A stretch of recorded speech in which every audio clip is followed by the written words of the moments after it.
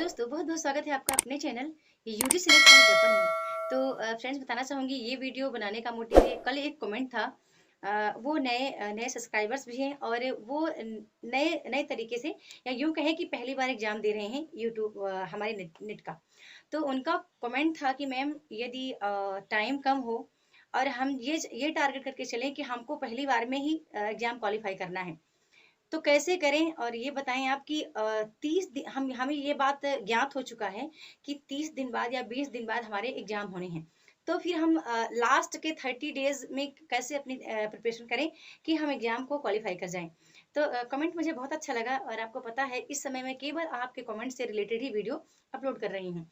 तो मेरा मानना है, जैसा मतलब जो अनुभव मुझे हुआ, जिस तरह मैंने फॉलो किया था परीक्षा के दौरान, वो चीज़ें मैं आपसे शेयर करना चाहूँगी। आप चाहें तो पेन कॉपी साथ में रखें और इसको नोट डाउन कर लें, लिख भी लें, लिख सकते हैं। और सबसे पहले आपको ज्ञात है कि आपके यूजीसी नेट के पाठ्यक्रम में, या यूँ कहें सिलेबस में, 10-10 टॉपिक लगे हैं, यानी 10-10 इकाई हैं, यानी 20 इकाई हैं। अब 20 इकाई को आप 20 दिन में कंप्लीट नहीं कर पाएंगे, क्योंकि आप किसी भी विषय के हों, आपका जो सब्जेक्ट का पेपर है वो काफ़ी बड़ा है। काफ़ी बड़ा नहीं, पाठ्यक्रम पहाड़ जैसा है, ऐसा बोलूँ तो भी चलेगा, क्योंकि बहुत बड़ा पाठ्यक्रम है ना। मतलब कॉन्सेप्ट यदि आपका पहले से क्लियर है तो भी आपके लिए बहुत बड़ा पाठ्यक्रम है। यदि अभी अभी क्लियर कर रहे हैं, तो अभी आप पर डिपेंड करता है कि आप कितने अवगत हैं अपने सिलेबस से। ठीक है, तो दोनों पाठ्यक्रम को 20 दिन में तो पॉसिबल नहीं होगा। तो ये चीज कर आपको पाठ्यक्रम को छोड़ दें, उसी समय छोड़ दें, या अभी भी आप मेरी बात को यदि फॉलो कर पाएंगे तो पाठ्यक्रम को आप साइड करें। सबसे पहले आप 5 वर्ष का पीवाईक्यू देखें, प्रीवियस ईयर क्वेश्चन। केवल 5 वर्ष का देखना है, इससे ज्यादा नहीं देखना है। 5 वर्ष के प्रश्न को देखें, और वहां देखते समय कॉपी पर ये भी नोट करते चले जाना है कि कौन कौन सा टॉपिक है, या कौन कौन सा ऐसा यूनिट है जहां से प्रश्न बार बार पूछे जाते हैं, या कौन सा यूनिट है जिससे ज्यादा प्रश्न बनते हैं। ये चीज, ये क्या है, ये एक स्मार्ट स्टडी है। ठीक है, ऐसा मतलब अभी कुछ लोगों को पता नहीं होता ना, तो वो सिलेबस को पूरा देखें और पूरा पेज पलटते जाते, एक एक पेज को पढ़ते जाते हैं। उनको ये नहीं पता होता कि परीक्षा में पूछा क्या जाएगा, या क्या पूछा जाता है, या कौन सा महत्वपूर्ण है। जैसा कि मैं आपको पिछली वीडियो में कई बार बता चुकी हूँ कि फ्रेंड्स, जो सिलेबस में है सब चीजें परीक्षा में आने के लिए नहीं है। कुछ चीजें उसमें मेंशन है जो कि आपके नॉलेज के लिए हैं, और कुछ तथ्य ऐसे हैं जो प्रमुख हैं और जो परीक्षा में पूछे ही जाते हैं। ये बात क्लियर हुई ना? तो आपको अब ये करना है कि 5 वर्ष के प्रश्न पत्र को उठाना है, देखना है, और इसके बाद अपने सिलेबस में ये देखना है कि कौन सा यूनिट है जहां से सबसे ज्यादा प्रश्न बनते हैं। जैसे यदि हिंदी की बात करूं, तो हिंदी में आप जानते हैं कि इकाई 2 ऐसा एक टॉपिक है जहां से 30 से 35, या यूं कहें कि 40 प्रश्न भी बन सकते हैं। प्रश्नों का लेवल इतना कठिन नहीं होता, तो वो 40 नंबर, 40 प्रश्न आप सॉल्व करके 80 नंबर गेन कर सकते हैं।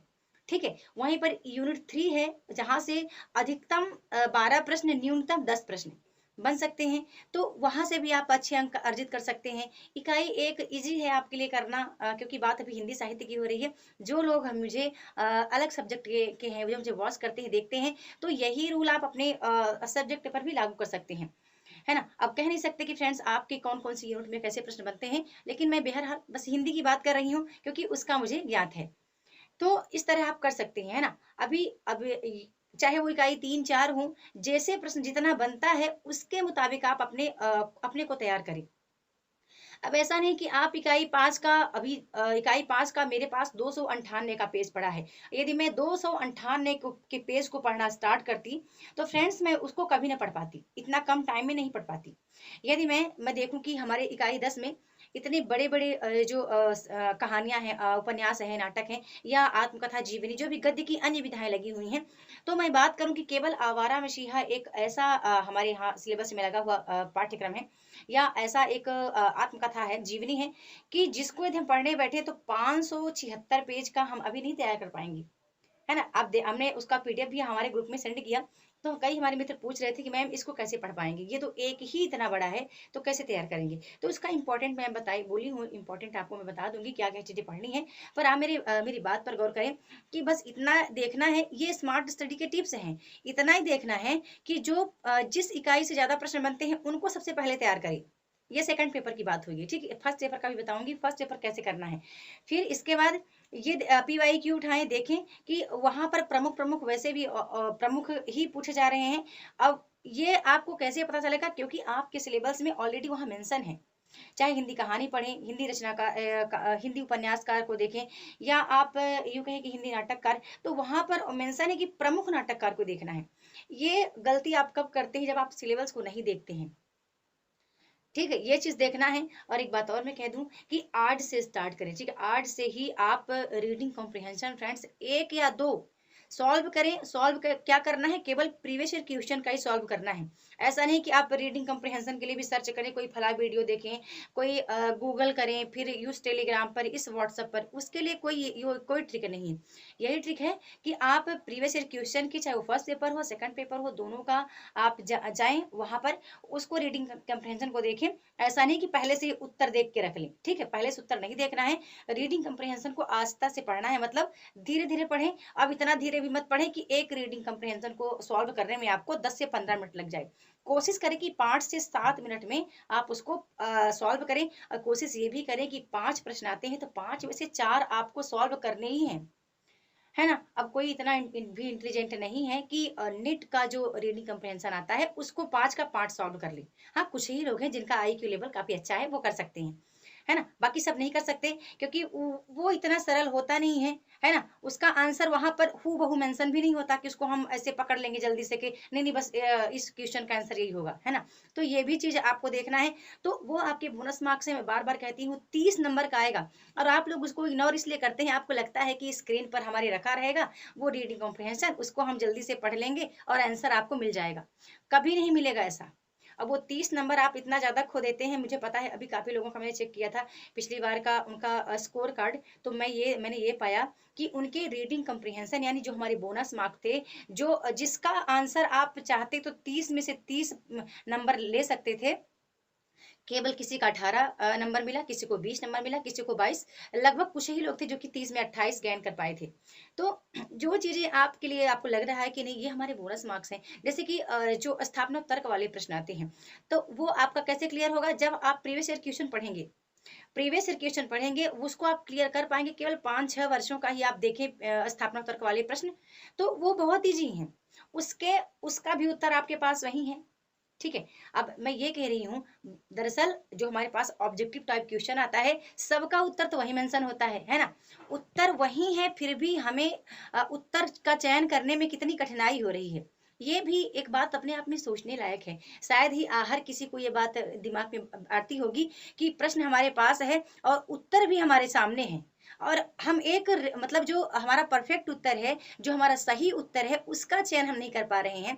तो जाहिर सी बात है कि लगेगा, एग्जामिनर को भी लगेगा कि कैसा मतलब परीक्षार्थी कैसा है, कि जिसका उत्तर सामने मेंशन है उसको नहीं अचीव कर पा रहा है। तो जहां केवल प्रश्न भर रहेगा तो उसका उत्तर आप कैसे लिखेंगे, केवल प्रश्न यदि मेंशन हो और उत्तर मेंशन ना हो, तो फिर आप कैसे लिखेंगे, वही आधा आधा लिख कर आएंगे, आधा सही लिखेंगे आधा गलत लिखेंगे। लेकिन आपको बताऊं, ऑब्जेक्टिव टाइप जो क्वेश्चन है, वो सबसे, ये जो प्रश्नावली है या परीक्षा लेने का ये जो तरीका है, वस्तुनिष्ठ प्रश्न, ये अभी तक का मतलब जितने भी परीक्षा है, चाहे निबंधात्मक प्रश्न हो या फिर जो भी प्रश्नोत्तरी देने का तरीका है, सबसे बेस्ट इसको माना है ऑब्जेक्टिव टाइप क्वेश्चन को। सबसे बेहतर इसको माना गया है, क्योंकि यहाँ पर कोई भी धांधली नहीं है, इसलिए नहीं है क्योंकि सामने प्रश्न है और आपको 4 ऑप्शन या जो जितने भी ऑप्शन रख सकते हैं वो एग्जामिनर पर डिपेंड है, वो यहाँ पर मेंशन है और आपको उत्तर का चयन करना है। अब आप सोचो कि अब आप ये अपने आप में सोचो कि कितनी कमी है स्वयं के अंदर, कि उत्तर भी सामने है, प्रश्न भी सामने है, केवल हमें सही का टिक करके और निकल के चले आना है दूसरे क्वेश्चन को सॉल्व करने के लिए। तो अभी इससे आप समझ सकते हैं तैयारी कहाँ पर कमी है। तो बस इतना ही कहना चाहूंगी, लास्ट में निष्कर्ष कहना चाहूंगी कि हाँ, थोड़ा सा फर्स्ट पेपर की बात करूं। फर्स्ट पेपर का देखो, जब तक नेट का एग्जाम यूजीसी लेती थी फ्रेंड्स, वहां आपके लिए सरल था। वहां सरल था कि आप PYQ करके आप वहां पर फर्स्ट पेपर में अच्छा स्कोर कर सकते थे। लेकिन आपको मैं बार बार कह रही हूँ, NTA हाई फाई एजेंसी है, काफी एडवांस उनके क्वेश्चन है। और अब वो ये नहीं कह सकते कि इकाई 1 से 5 प्रश्न देंगे, कि इकाई 1 से एक भी प्रश्न नहीं देंगे। ठीक है, अभी मैं 2-3 साल से उनके प्रश्न के तर्क करने के तरीके को मैं इतना ज्यादा मैंने पकड़ लिया है, मुझे पता चल चुका है कि अब वो ये नहीं मेंशन करने वाले हैं। यूजीसी ने मेंशन किया था कि हम इकाई 1 से 5 प्रश्न, इकाई 2 से 5 प्रश्न, इकाई 3 से 5 प्रश्न, उनका मतलब इकाई 10 तक का मेंशन था कि हम एक यूनिट से 5 प्रश्न रखेंगे ही। पर NTA का कहना है कि वो ऐसा नहीं करेंगे, आप पूरा का पूरा सिलेबस तैयार करके आए, हमारी मर्जी है कि इकाई 2 से मैं एक प्रश्न रखूं या एक भी ना रखूं। अभी जो 26 दिसंबर को एग्जाम हुए हैं हमने यही एनालाइज किया, और यहाँ तक कि 35 शिफ्ट के एग्जाम को मैंने देखा, चाहे वो जिस भी सब्जेक्ट का हो, उर्दू हो, अरबी हो, मतलब कोई भी सब्जेक्ट था। म्यूजिक का मैंने देखा, मैंने एजुकेशन का देखा, मैंने कॉमर्स का देखा, हिस्ट्री का देखा, पॉलिटिकल का देखा, सबका मैंने मतलब काफी हमारे मित्रों ने जब मुझे शेयर किया अपने अपने अपने आंसर शीट किए शेयर किए, मैंने वहां देखा कि किसी किसी यूनिट से केवल एक प्रश्न आए हैं, जैसे कि रिसर्च का टॉपिक, रिसर्च के टॉपिक से दो दो प्रश्न बने हैं, जबकि इसके पिछले बार रिसर्च का एक ऐसा टॉपिक था जहां से 8 प्रश्न बनते थे।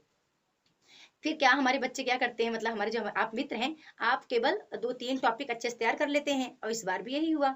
उन्होंने केवल हिंदी रिसर्च का टॉपिक तैयार किया, और शिक्षण अभिवृत्ति का टॉपिक तैयार किया, संप्रेषण को पढ़ लिया, और इधर लॉजिकल रीजनिंग को पढ़ा। लॉजिकल रीजनिंग में उन्होंने जो अभी हमारे आता है, मतलब जो दर्शन शास्त्र है, दर्शन शास्त्र से एनटीए ने 8 या 9 प्रश्न दिए। कुछ मतलब कुछ विषय में उन्होंने 7 प्रश्न दिए। ठीक है, तो इस तरह आपको देखना है। ये फर्स्ट पेपर फ्रेंड्स आपको जितना हो सके उतना तैयार कर सकते हैं। और फर्स्ट पेपर में यदि 20 से 25 क्वेश्चन भी आप सही कर पाते हैं, लेकिन सेकंड पेपर में आप, मैं तो यही बोलूंगी, सेकंड पेपर में आप 70 से 75 या 80 प्रश्न आप सही करने की कोशिश करें, तब जाके 6% में आपको चांस लगेगा। अन्यथा बहुत मुश्किल है कि 6% में आए। हाँ, आप उसके बहुत करीब रहेंगे, कहीं 2% से, कहीं 1% से, कहीं 1 पॉइंट से, बस यही होगा।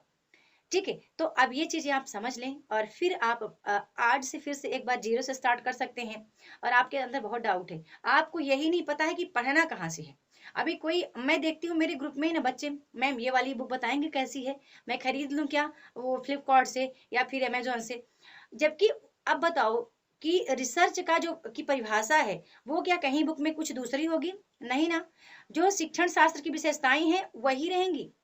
पुस्तकें खरीदने के चक्कर में ना आप अपना टाइम भी बर्बाद करते हो, कभी उससे पूछे कभी इससे पूछे, तो ये कमी ना, इस कमी को आप दूर करो। जितना ज्यादा संसाधन आपके पास होगा ना, उतना ही आप पढ़ नहीं पाएंगे। सीमित संसाधन में पढ़ाई होती है। जब संसाधनों की अभाव अभाव होता है ना, तब हमारा पढ़ने में और भी मन लगता है कि मैं इतने में ही पढ़ लूंगी। अब जितना ज्यादा आपके पास सुविधाएं हो जाएंगी, उतने ज्यादा आप नहीं पढ़ पाएंगे। इस बात को आप नोट कर लें।